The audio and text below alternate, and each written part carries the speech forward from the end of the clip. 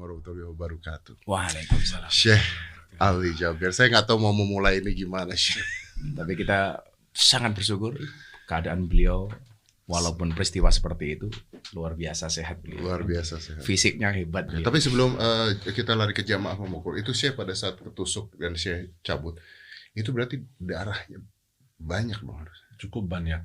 Tapi untungnya pakai jubah warna hitam, Iya. bukan putih. Iya, karena saya yakin kalau warna putih, Histeris jamaah. ya pasti stres jamaah. Karena Kelihatan hitam aja udah basah semua. Apalagi lo putih kan. Oke. Dan saya pada saat itu ngelihat akhirnya si pelaku ini dihakimi oleh Oleh jamaah. jamaah. Saya langsung berdiri di atasnya, jangan. Dan justru beliau melerai supaya tidak dipukuli sama Supaya jamaah. diselamatkan. Betul. Nah, ini yang menarik nih. Justru Enggak, menarik. satu sebelum itu bro, saya melihat respon dari jamaah ketika melihat kondisi ini memang agak telat bro. Lihat respon. Karena kaget lah pasti. Karena Ya, kan nggak mungkin. tahu kan. Apalagi saya pada saat itu minta handphone. Kan? Karena berdirinya Syekh sama berdirinya jamaah yang di belakang panggungnya Syekh itu. Duluan Syekh. Saya berdiri baru jamaah berdiri. Iya, Ya, betul. padahal ada di kanan Kanan kiri, kiri. saya masih ada orang. Dan itu kejadian di depan anak-anak berarti. Iya. Jelas, anak kecil. kan wisudanya yang hafid anak-anak bro. Iya, iya, iya. Sampai saya memperhatikan anak itu, alhamdulillah syukur dia ada di sebelah Kiri. kiri saya. Yang di Mungkin sebelah saya kanan. kira ketika beliau pelaku masuk mencari posisi, mungkin seandainya kalau posisi anak ke sebelah Kanan. kanan, mungkin dia cari Kiri. sarang ke sebelah kiri. Oke. Syekh, ada satu berita kemarin saya baca. Ini saya bukan menyamakan siapapun ya, tapi ada satu berita. Nanti coba kita cari beritanya. Menyamakan kejadian ini dengan salah satu kejadian dengan Johannes Paulus II pada saat tertembak. Dan dia supaya tidak dihakimi, intinya dimaafkan katanya. Dan ini Syekh melakukan itu, tidak dihakimi. Ya betul, saya tidak suka membalas dendam. Nah, tapi kan pertanyaannya adalah sebagai manusia, pada saat itu Anda lihat darah semua. Ini kita bertanya sebagai orang awam aja ya. Pasti marah dong. Sempat gak Syekh punya rasa agak marah ketika waktu itu? Saya jujur saja, di saat kejadian ini, tidak tahu ya, rasa saya tenang, adem, jiwa saya adem. Masya Allah. Jadi tidak merasa gelisah, tidak merasa Gak ada was-was. trauma, dan santai. Justru yang saya pikirkan dan fokus untuk selamatkan dia. Masya Allah. Tidak merasa ada ini, biasa santai aja. Benar, saya jujur saja, saya tidak tahu apa rahasianya, tapi betul-betul Allah kasih di saat itu ketenangan yang luar biasa. Saya rasakan. Saya percaya karena kan maksudnya itu kejadian cepat sekali Syekh. Sebenarnya kalau kejadian itu terjadi, lalu Syekh misalnya melarikan diri, kan ya namanya orang ketusuk kan menyelamatkan diri, orang itu mati pasti. Tapi Syekh bisa nyelamatin orang ini. Nah, Dan masih fokus dengan tersangka. orang ini. Dan artinya Syekh ngelihat orang ini dipukulin. Dan Syekh stop pada saat itu. Iya, saya lihat di stop. Syekh bilang apa untuk stop itu? Saya bilang kasihan. Jangan begitu. Dia memang salah, tapi bukan begitu caranya kita memperbaiki. Berarti Syekh teriak dong, kencang dong. Iya, teriak di depan jamaah sampai ada jamaah sampai sebelah saya. Kok Syekh kok kasihan? Kita kasihan Syekh. Nah, saya bilang dia tetap manusia. Mohon diamankan sambil datang ke aparat kepolisian. Bahkan ketika mau diamankan ada seorang jamaah Pegang kaki saya. pegang kaki mau tarik. Ditegur sama Syekh. Saya tegur lagi. Ini kan manusia bukan sampah. Mau diseret bro. Iya, mau dihakimi Mau lagi. dihakimi lagi. Iya. Akhirnya pelan-pelan mereka saya tolong diangkat, diberdirikan, kemudian dibawakan ke tempat yang aman. Dan Syekh melihat itu semua. Saya lihat baru saya dibawa ke puskesmas. Pada saat Syekh melihat orang itu, pemuda ini ya, apa rasanya? Dendam, marah, emosi? Tidak saya pikir lagi. Setelah Habis kejadian. sudah saya mengamankan dan saya merasa tenang, tidak akan dijadikan apa-apa.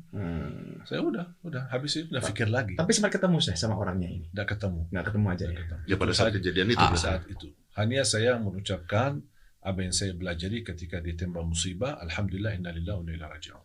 Itu aja ucapan saya. Sambil jalan, tidak pikir apa-apa.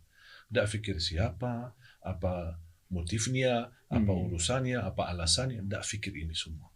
Saya pikir ini takdir dari Allah, alhamdulillah. Ya Allah, ini darimu, alhamdulillah. Inna lillahi wa inna ilaihi raji'un. Itu aja yang saya ucapkan. Semudah itu. Semudah itu. Itu yang saya ajarin. Iman beliau udah gak kayak kita, bro.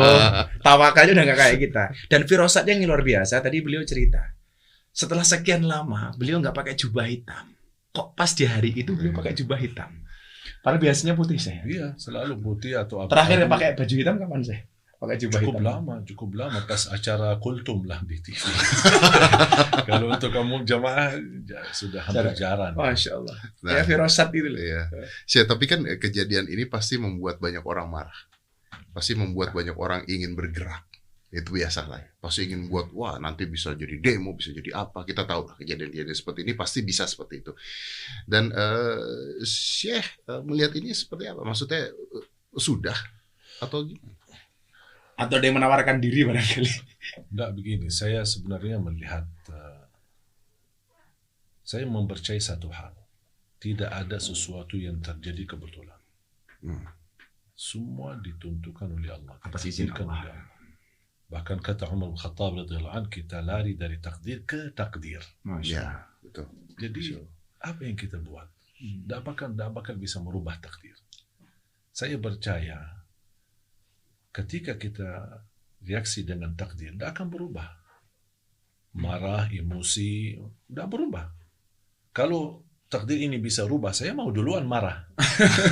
Tapi buat apa? Kecuali ada manfaat. Saya marah biar ada perubahan gitu. Justru bisa menimbulkan musibah lebih besar. Makanya saya memilih tenang, memilih diam, dan saya belajar ketika ucapkan alhamdulillah itu. Dan ini yang selalu saya bilang sama jemaah. Jemaah kan rata-rata kalau ada berita ada orang wafat, meninggal, ini kan pasti innalillahi. Saya bilang jangan. Pertama alhamdulillah. Kenapa alhamdulillah? Di situ ujiannya. Karena ini ujian, kita mampu ucapkan alhamdulillah ketika musibah, bukan hanya ketika senang. Ketika musibah ya. Ketika musibah tidak mudah orang ucapkan alhamdulillah. Pasti macam-macam perbicaraannya.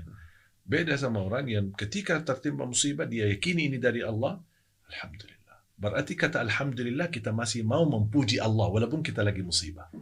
Di situ saya meyakini akan datang ketenangan yang luar biasa. Di sini kita perlu belajar, bro, untuk mengendalikan emosi. Iya kan nggak gampang. Makanya bro, kan nggak gampang. Makanya kita ngobrol nih. Karena gue nonton aja emosi. Ya. Dan ini yang mengalami sabar. Gitu. Iya mengalami sabar. Nah, oke. Tapi saya juga mendengar perkataan saya mengatakan jangan dikaitkan ini dengan isu apapun katanya.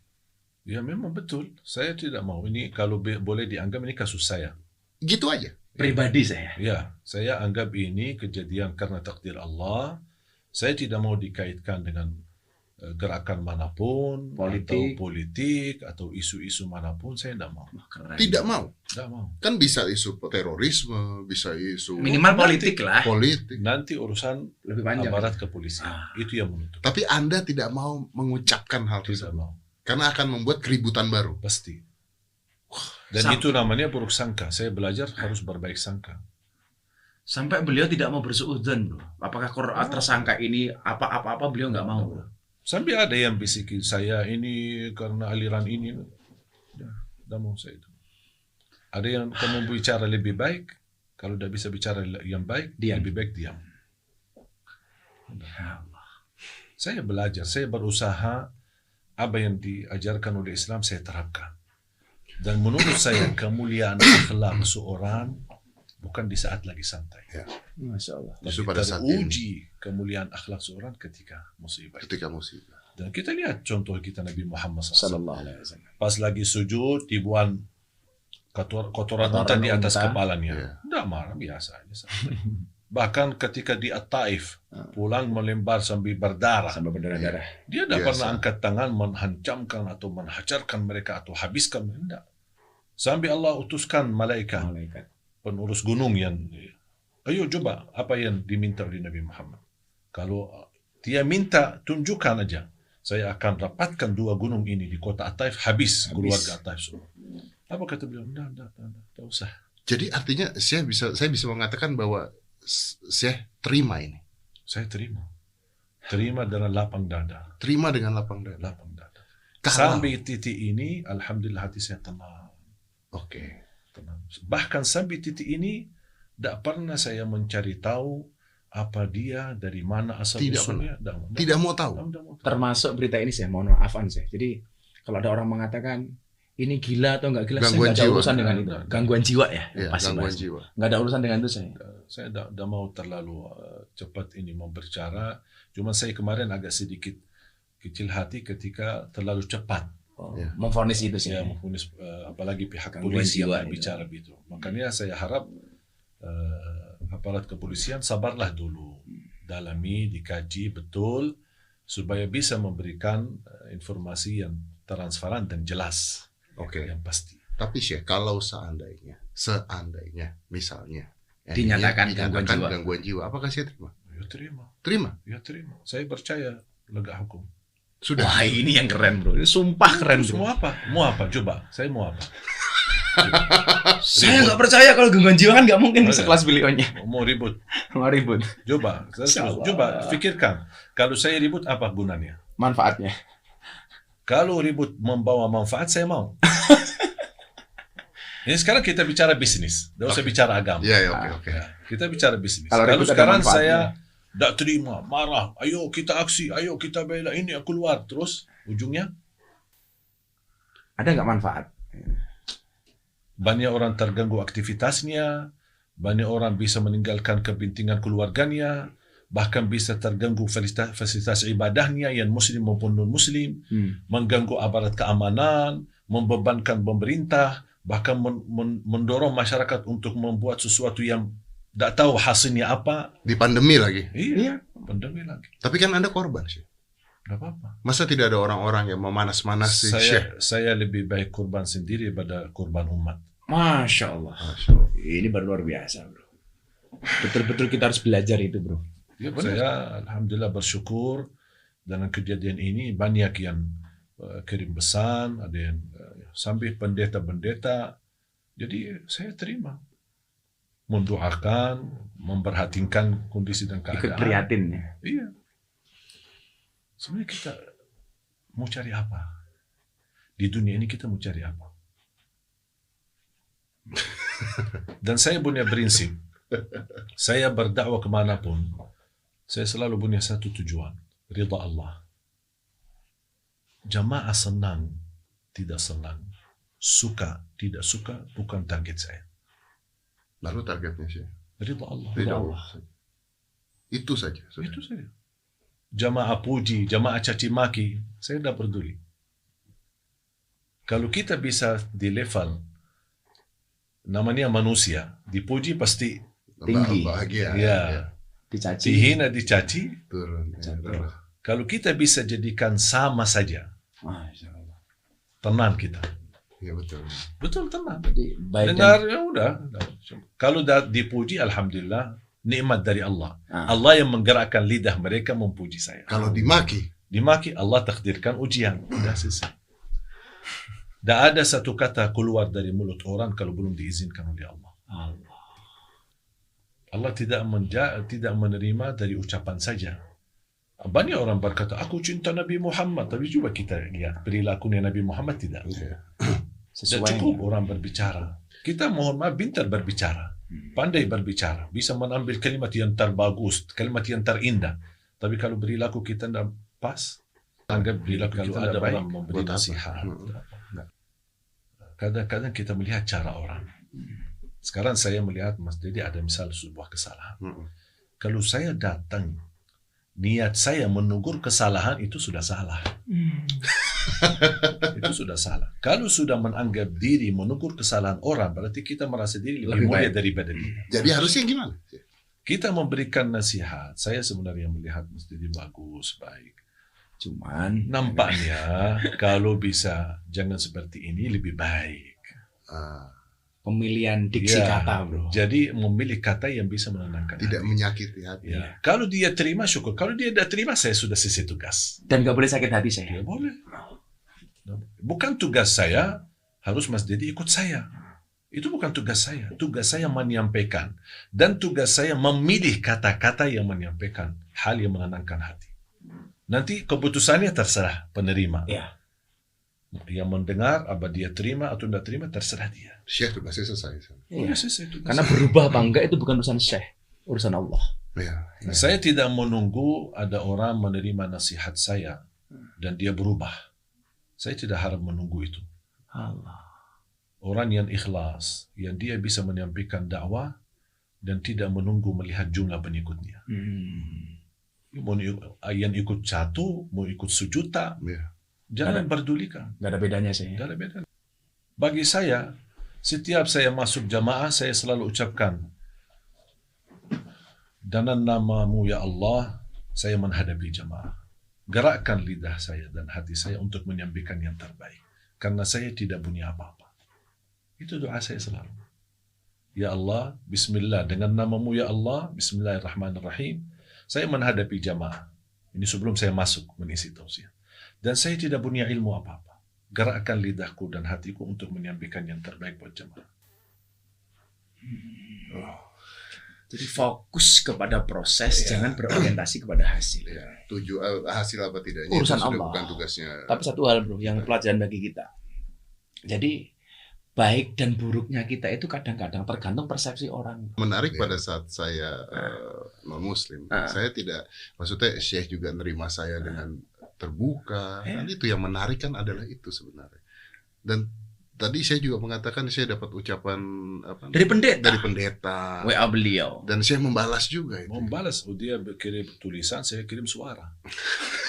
Supaya percaya yang Kenapa balasin saya saya. kirim suara? Karena kalau saya kirim tulisan, Dikira asisten saya. apalagi kalau dia kirim ke misal teman-temannya, oh ini ya barangkali ya, ajudannya atau siapalah gitu. Ya udah saya kirim suara untuk menenangkan hatinya. Karena tugas kita itu membahagiakan orang. Membahagiakan orang. Mau dia manusia, Apapun. siapapun. Mohon maaf, binatang kita kasih sayang, masa apalagi manusia. Dan sebenarnya menurut saya ketenangan di hati ini kuncinya kemuliaan akhlak. Semakin kita mau meniru Nabi Muhammad. Nabi Muhammad jangankan disengani oleh umat Islam, dipuji oleh orang non-Muslim. Ya. Buka sejarah. Silahkan buka sejarah. Semua ahli agama lain memuji Nabi Muhammad SAW. Bahkan mereka menjadikan Nabi Muhammad figur akhlak yang mulia. Dan saya meyakini kemuliaan akhlak itulah inti daripada agama. Kemuliaan Akhlak. itu inti Dari daripada agama. agama. Bahkan kemuliaan akhlak bisa mencapai derajat tinggi, melebihi daripada derajat orang tahajud dan puasa. Masya Allah. Kemuliaan akhlak.